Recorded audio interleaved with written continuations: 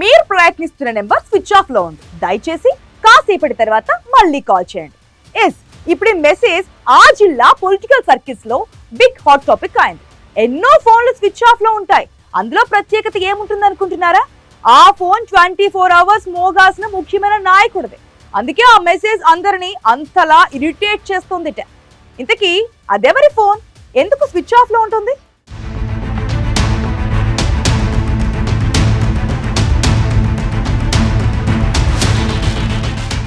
మూడు దశాబ్దాలుగా మోతమోగిన politician phone ఇప్పుడు ఉన్నట్టుండి మూగనము పట్టింది. ఒకప్పుడు అర్ధరాత్రి కాల్ చేసినా అర సెకండ్లో ఆన్సర్ చేసే ఆయనకు ఫోన్పై ఎందుకంత విరక్తి కలిగింది? నియోజకవర్గం ప్రజల సంగతేమో గాని కార్యకర్తలు, అధికారులకు కూడా ఆయనతో మాట్లాడాలంటే తలకు మించిన భారమవుతుందా? రెబల్ పాలిటిక్స్ కి కేర్ ఆఫ్ అడ్రస్ గా, ప్రజల్లో ఫైర్ బ్రాండ్ గా ముద్రపడ్డ ఆ లీడర్ ఇప్పుడు ఎందుకు సైలెంట్ రాజకీయాలు ఎంచుకున్నారు? పొలిటికల్ సర్కిల్స్ లో ఇప్పుడిదే హాట్ టాపిక్ అవుతోంది. ఇంతకీ ఆయనెవరో కాదు, రాష్ట్ర మంత్రి కోమటిరెడ్డి వెంకట్రెడ్డి. అన్నా అని పిలిస్తే చాలు ఏం తమ్మి అంటూ క్షణాల్లో స్పందించే కోమటిరెడ్డి వెంకట్రెడ్డికి ఏమైందో ఏమో. ఫోన్ కాల్స్కి ఒకప్పుడు తక్షణం స్పందించే మాస్ లీడర్ ఇప్పుడు ఫోన్ ఎత్తడం లేదు. ఇంకా చెప్పాల్సి వస్తే అసలు ఫోనే వాడడం లేదు. మామూలు మనిషికే జేబులో ఫోన్ లేకపోతే ఏదో కోల్పోయినట్టు ఉంటుంది. అలాంటిది ప్రజల మనిషి, పైగా ప్రభుత్వంలో కీలక మంత్రి, అలాంటి నాయకుడు 6 నెలలుగా ఫోన్ కూడా వాడడం లేదట. కనీసం కార్యకర్తలకు, అనుచరులకు కూడా అవసరానికి అందుబాటులోకి రావడం లేదట కోమటిరెడ్డి. ఏదైనా సమస్య వస్తే నేరుగా కలవడం తప్ప అత్యవసర పరిస్థితుల్లో కూడా ఆయన ఫోన్ మాత్రం మోగడం లేదట.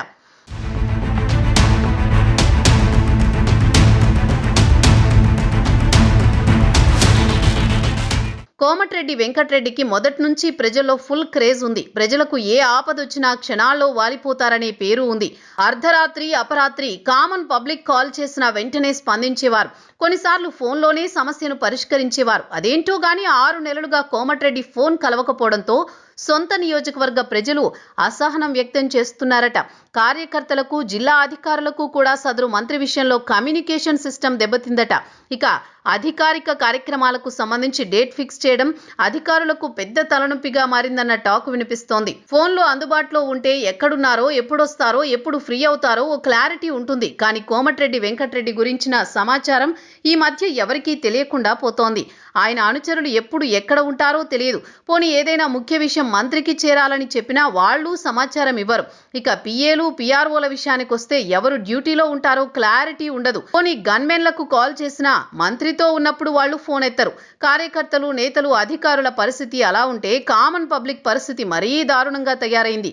ఏదైనా సమస్య కోసం మంత్రి దగ్గరికి వెళ్ళినా చుట్టూ చేరిన అనుచరగణం, భజన బృందం ఆయన దాకా వెళ్ళనీయరనేది సామాన్యుడి ఆవేదన.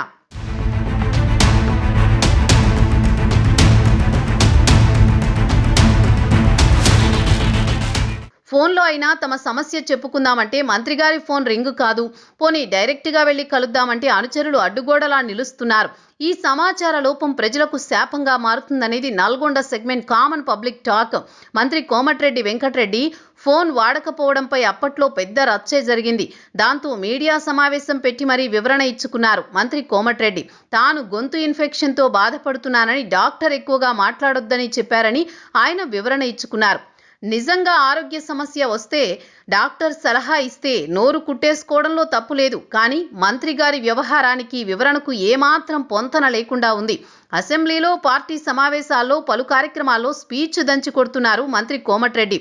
మీడియా సమావేశాల్లోనూ నాన్ స్టాప్ గా మాట్లాడుతున్నారు. కానీ ఫోన్ మాత్రం వాడకపోవడానికి ఆరోగ్య సమస్య కారణం కాదని ఇంకేదో ఉందంటున్నారు ఈయన వ్యవహారం చూసిన వాళ్ళు, ఆయన గురించి తెలిసిన వాళ్ళు. కొన్ని వ్యక్తిగత ఇబ్బందులతోనే మంత్రి కోమటిరెడ్డి మొబైల్ వాడడం లేదని కొందరు గుసగుసలాడుతున్నారు. తనకు అవసరం ఉన్నప్పుడు మాత్రమే ఫోన్ ఆన్ చేసి మాట్లాడతారని, ఏమైనా ఎమర్జెన్సీ కంటే దగ్గరి అనుచరులకు మాత్రం గన్మెన్స్ మొబైల్స్తో టచ్లో ఉంటారని టాక్. మొత్తానికి కోమటిరెడ్డి మొబైల్ వినియోగించకపోవడం వెనుక ఆంతర్యమేంటన్న సంగతి పక్కన పెడితే ఆయన మీద సెటైర్లు వేస్తున్నారు ప్రత్యర్థి పార్టీ నేతలు.